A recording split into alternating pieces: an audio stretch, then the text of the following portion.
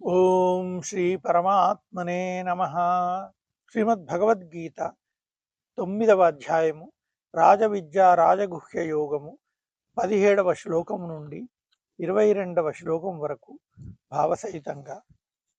పితాహమస్య జగతో మాతా ధాతా పితామహ వేద్యం పవిత్రమోంకార రుక్సామయజురేవ చ.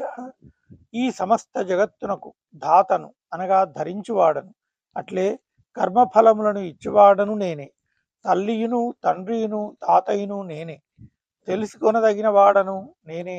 పవిత్రుడను ఓంకారమును నేనే. ఋక్సామ యజుర్వేదములను నేనే.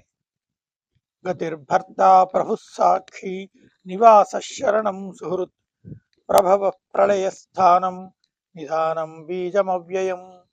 పరమగతి అయిన పరమధామమును జగత్తును భరించి పోషించువాడను నేనే. అందరికి నీ స్వామిని. అందరి శుభాశుభములను చూచువాడను నేనే. అందరికి నీ నివాస స్థానమును శరణు పొందదగిన వాడను నేనే. ప్రత్యుపకారమును ఆశింపక హితమునర్చువాడను. అందరి ఉత్పత్తి ప్రళయములకు హేతువును, వారి స్థితికి ఆధారమును, నిధానమును, శాశ్వత కారణమును నేనే.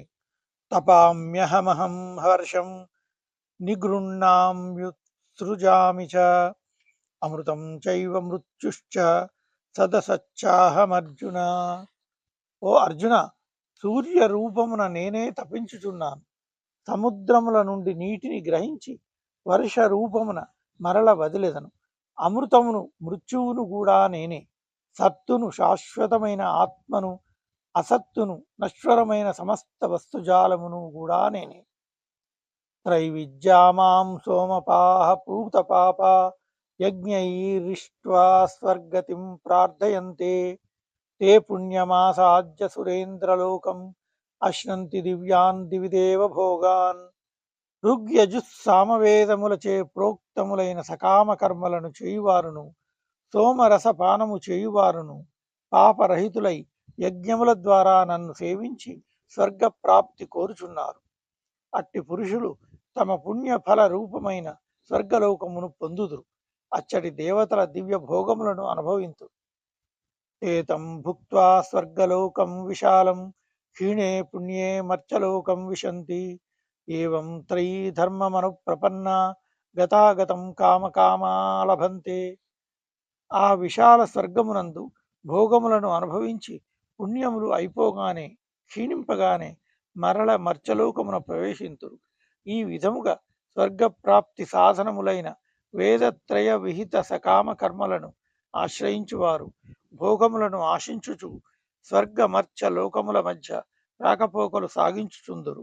అనగా పుణ్య ప్రభావముచే స్వర్గమునకు పోవుదురు. పుణ్యము క్షీణింపగనే మర్చలోకమునకు వచ్చెదరు. అనన్యాశ్చింతయంతో మాం ఏ జనాః పర్యుపాసతే తేషాం నిత్యాభియుక్తానాం యోగక్షేమం వహామ్యహం.